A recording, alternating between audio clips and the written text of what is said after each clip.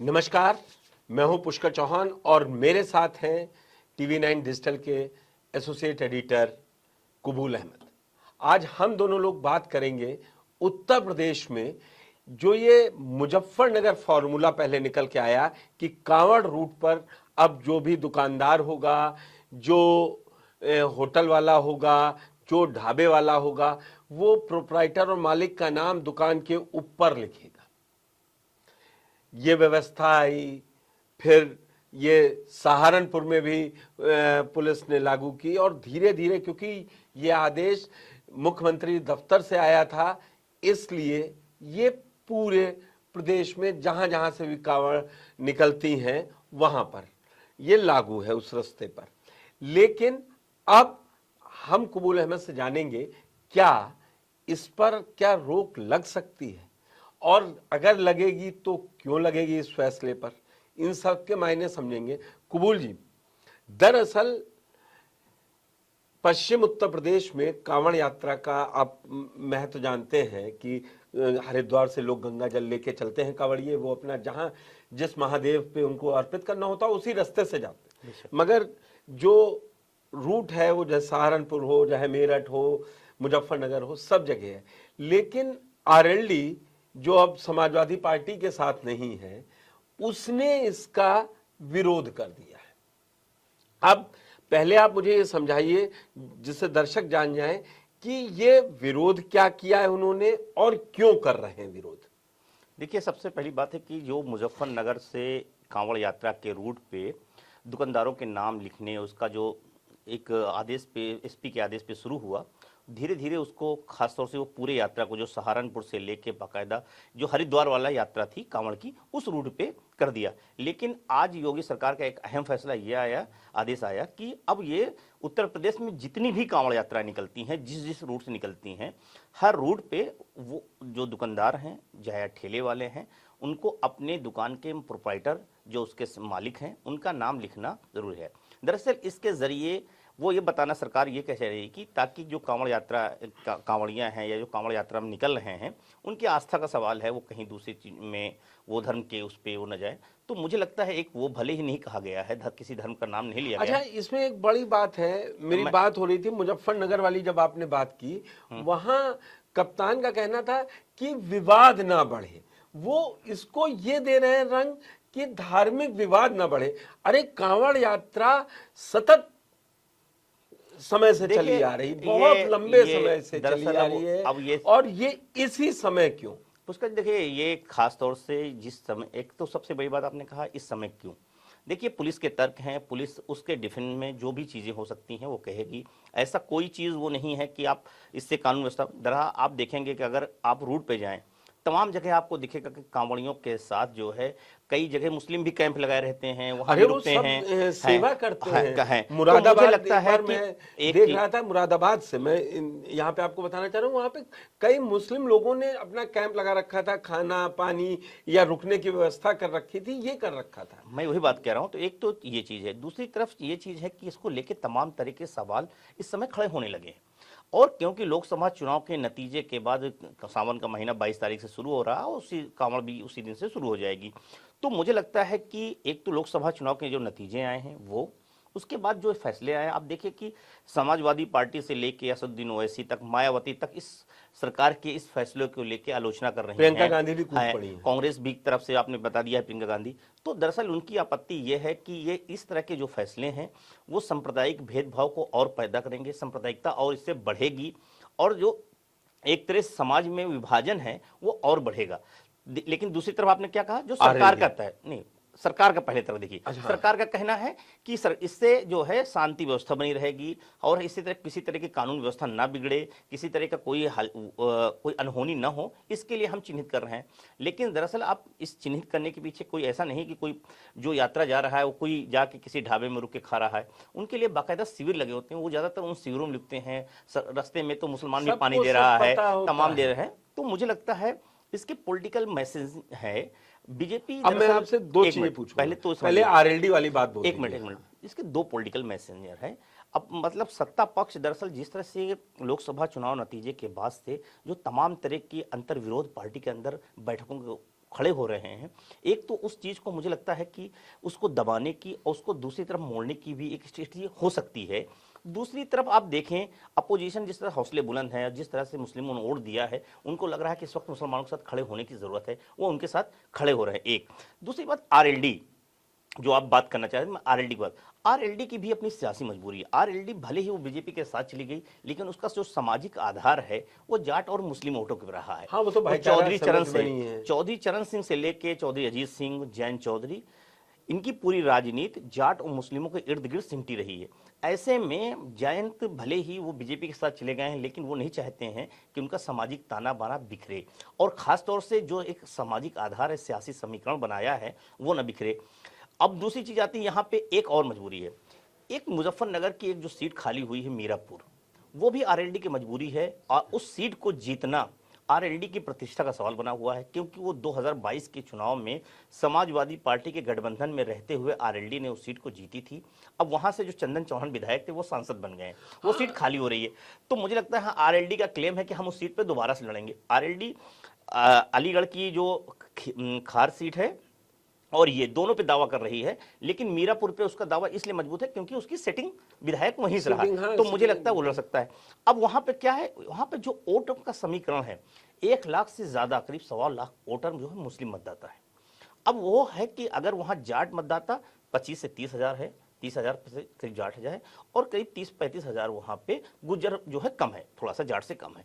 तो उनकी कोशिश है कि मुझे जो समझ में आ रहा है कि अब आरएलडी वो इस बात को समझ रही है कि अगर हम इस जो इस वक्त नामों का जो कांवड़ यात्रा के रूट पे नामों को बदलने चला, अगर इसमें भी हम सरकार समर्थन में रहते हैं, तो फिर हम बीजेपी की जो हिंदुत्व की पॉलिटिक्स है उसके साथ खड़े हो जाएंगे। ऐसे में कहीं हमारा वोट जो बिखर गया, तो उत्तर प्रदेश की सियासत में उनकी राजनीतिक जो है प्रासंगिकता क्या रह जाएगी। तो इसीलिए आरएलडी ने इस पे विरोध बहुत सख्त तरीके से दिया। आरएलडी का अपना वैचारिक विरोध है, अगर इसको कहें तो अतिशयोक्ति नहीं होगी। लेकिन जो आपने एक बड़ी बात खींची, एक बार बीजेपी जिस तरीके से लोकसभा चुनाव में अयोध्या से लेके पूर्वांचल में वो जो रामपथ की कई चित्रकूट हो, बस्ती हो, हारी, तो एक बार फिर से क्या वो इस तरीके के फैसले लागू करके योगी की वो फायर ब्रांड हिंदुत्व वाली छवि की ओर नहीं लौटना चाह रही है? देखिए, निश्चित तौर पे आप इसमें आप देखिए, उत्तर प्रदेश में योगी आदित्यनाथ आने के बाद से खास तौर से कांवड़ यात्रा के दौरान फूल बरसाए गए हैं। कांवड़ यात्रा के दौरान जिस तरह की मेहरबान नजर आई है कांवड़ियों पे, उसका अपना अद्भुत रहा है। चाहे वो कांवड़ यात्रा के रोड पे झाड़ू लगा के साफ करना या पानी छिड़काने का रहा हो, एक दूसरा चाहे कांवड़ियों पे फूल बरसा, हेलीकॉप्टर से डीजीपी फूल बरसा रहे थे, बिल्कुल बिल्कुल हाँ, बिल्कुल या फूल बरसाया गया। दूसरा है कांवड़ यात्रा के रूट पे जो तमाम मीट की दुकानें हैं उनको बंद करा दिया गया कि उनसे आस्था का ठेस पहुंच सकता है, ये वो बंद कर। तीसरी चीज ये कि कांवड़ियों को रास्ते में पानी के साथ सिकंजी भी देने की व्यवस्था, तो उनके खान पीन की तमाम व्यवस्थाएं की गई, हर जगह कैंप लगाए गए। तो सरकार ने, और ये बात कहती रही सरकार बड़े दावे के साथ, योगी आदित्यनाथ विधानसभा में कहते रहे, अपने चुनाव के दौरान कहते थे कि पहले 2017 से पहले कांवड़ियों के डीजे बजाने पे रोक दिया जाता था, लेकिन आज कांवड़ियों पे फूल बरसाया जा रहा है। ये बीजेपी के लोग बहुत कॉन्फिडेंस के साथ कहते रहे, एक चीज। दूसरी चीज, योगी आदित्यनाथ आने के बाद योगी आदित्यनाथ की छवि जो है वो हिंदुत्व की रही है। वो हिंदुत्व केवल जो है वो राजनीति नहीं करते, वो बल्कि हिंदुत्व दिखते भी हैं। वो पहनावे से दिखते हैं, अपने कार्य प्रणाली से दिखते हैं, वो एकदम हिंदुत्व की राजनीति में रचे बसे हैं। जब आने के बाद से चाहे अयोध्या, मथुरा, काशी पे मेहरबान रहना हो, चाहे उसके विकास के लिए पूरा खजाना खोल देना रहा हो, या दिवाली मनाना रहा हो, तमाम चीजें उन्होंने की है। दूसरी तरफ जो है, उन्होंने जिस तरह से हिंदुत्व को लेकर तमाम फैसले लिए, वो कई राज्यों में रोल मॉडल भी बने। अच्छा, अब मैं बात आती है बेसिक उस पे लौट आते हैं, ये वहां चला गया। लेकिन जो आरएलडी का ये विरोध है, अब क्या लगता है, कांवड़ यात्रा अब शुरू होनी है, 22 से सावन शुरू है, 22 से जल पहला चढ़ना शुरू हो जाता है निश्चित रूप से, और आज 19 तारीख है, तो अब लोग लेके चलेंगे।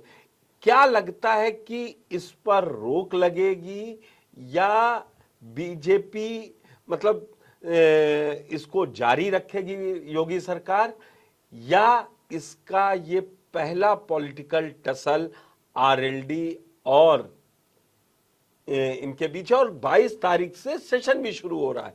और मैं इसी में जोड़ देता हूं, एनडीए के एक और घटक दल जेडीयू ने भी इसको हटाने की मांग रखी है अभी तक। देखिए, दो चीजें पुष्कर जी। पहली बात यह है कि लोकसभा चुनाव नतीजे आने के बाद इंडिया अलायंस, बीजेपी खासतौर से अलायंस की जो एक पार्टनर था जो चुप्पे साइलेंट मोड में था, वो था आरएलडी। उसने किसी तरह की कोई टिप्पणी नतीजों को लेकर नहीं किया, ना किसी संगठन की आलोचना की, न योगी सरकार के प्रशासन की आलोचना की। वो बहुत स्मूथली था। लेकिन वहीं ओम प्रकाश निषाद, वहीं ओम ओम प्रकाश प्रकाश राजभर राजभर, और संजय संजय निषाद, बिल्कुल अनुप्रिया पटेल, सबने। तमाम लगातार सरकार की आलोचना कर रहे थे, सरकार की नीतियों की आलोचना कर रहे हैं। अनुप्रिया पटेल तो ने कई बार मुख्यमंत्री को लेटर भी लिख दिया। कल टोल पे लिख दिया। उससे पहले लगातार चीजें हाँ, हो रही हैं, टसल दिख रही है। एक चीज। दूसरी तरफ जो एक पश्चिम उत्तर प्रदेश में आरएलडी के एक आपके साथ एक लाइन्स था जो चुप था, लेकिन इस फैसले के बाद वो भी मुखर हुआ है। और उनके एक नहीं, उनके प्रदेश अध्यक्ष का बयान आया है। प्रदेश अध्यक्ष ने बयान कहा, उसके बाद उनके प्रवक्ता का बयान आया और प्रवक्ता के बयान कहा कि ये फैसला, यही विचार जो है जयंत चौधरी जी का भी है, हमारे नेता का, यानी कि आपको इस फैसले पे पुनः विचार करना चाहिए और इस फैसले को वापस लेना चाहिए। यानी कि आरएलडी ने अपना स्टैंड क्लियर कर दिया है कि वो योगी सरकार के इस फैसले के साथ नहीं खड़ी है। उसको ने कहा कि इस फैसले को बदलना चाहिए क्योंकि ये सांप्रदायिक सौहार्द को बिगाड़ने वाला है और सामाजिक सांप्रदायिकता को बढ़ाने वाला है, बढ़ सकता है, इससे भेदभाव बढ़ेगा, इसलिए फैसला लेना पड़ेगा।